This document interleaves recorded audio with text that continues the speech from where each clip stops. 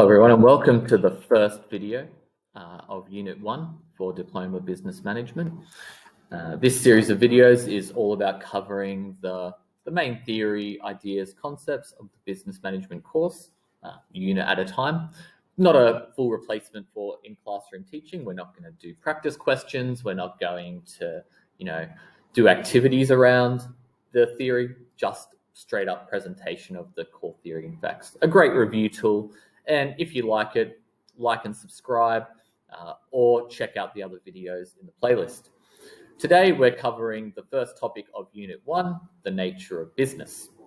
Now, nature of business is an assessment objective 1 level piece of knowledge, meaning that you can find questions on the exam with command terms like identify, list, define, state. Generally, you kind of 2-mark questions. However, this is also foundational knowledge. Okay, this is knowledge that you will use in conjunction with future theory in those higher level questions, those essay length responses that you might find in paper 1 or 2, the 10-mark questions, or even the 17-mark action plan that you find in the new paper 3. So this information here really is that foundational level information that is going to be really useful for all of your Diploma Business Management. So let's start with a definition. What is a business? Every book, I've got all of the books for business management at this point that I refer to. Every one of them has a different definition of a business. There's a few key things that I think are crucial, and that's how I've come up with this definition here. So a business is a system or decision-making organization. I think system is a great way to describe a business. It's something you build with intent for a purpose. What they do within that system and decision-making organization is process inputs into goods or services with the idea of satisfying a need or want of the market or consumer. Because we're not making items in a vacuum, we're making items for a purpose, right, that people want. So this is a definition. There are plenty of others. As long as it hits those kind of main points, then we're good. You could also mention profitability, although not every business, as we'll find out, is aiming solely for profits. So maybe it's not the best thing to include. The first thing we need to consider, and the first thing that a business needs, are inputs. This is something that crosses over from diploma economics. So if you studied that course, then you might be familiar with the factors of production. And that's essentially what we're talking about here. These are the things that a business needs to create the output. The first of them, the first factor of production, is land. Now, we're not talking a physical piece of land, although maybe we need land when that would fit in there. We're talking about natural resources. We're talking about things that might be renewable, like plantation timber, or things that are non-renewable, like oil or mineral resources. But they all fall under the category of land. Next, we have labor, which is the human resource, the people that we need in order to operate the business. Those people may need specific skills, they may need specific training. Next, we have capital. This refers to the money and financial resources required for the business. And finally, entrepreneurship, also frequently called enterprise. This is we could call it the secret sauce. We could call it the person with the idea, with the leadership and management skills necessary to tie it all together into a business. And it is a critical ingredient here. So we have our inputs. What's next? We must process them.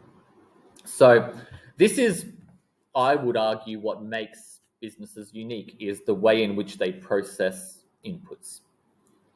The inputs are generally available to anyone.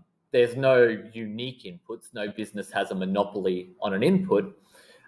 So what sets businesses apart is their ability to process those inputs in unique ways to create a product or service.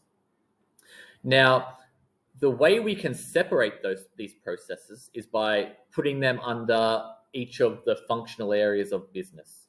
So there are processes for human resources, processes for marketing, for operations, and for finance and accounting.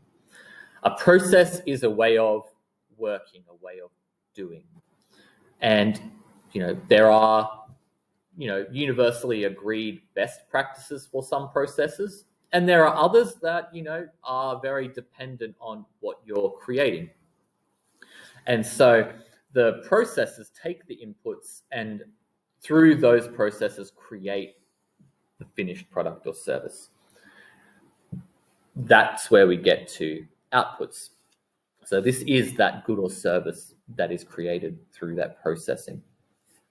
Now, for a business to be profitable and what we would traditionally consider successful, the process has to add value. So we take the inputs, they're a cost to us as a business, we pay for them.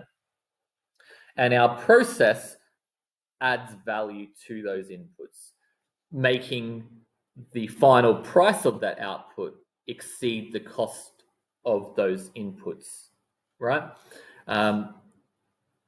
Some businesses operate on very tight margins and they might not actually achieve profitability until they get an economy of scale.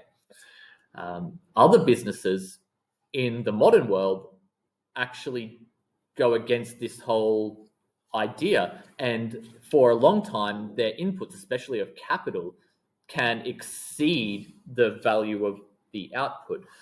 This is very common in tech, doing a method called blitz scaling, where intensive amounts of capital are plowed into a business that's not yet profitable in order to grow the size of the business with a view to being profitable in the future once they've achieved a high enough market share.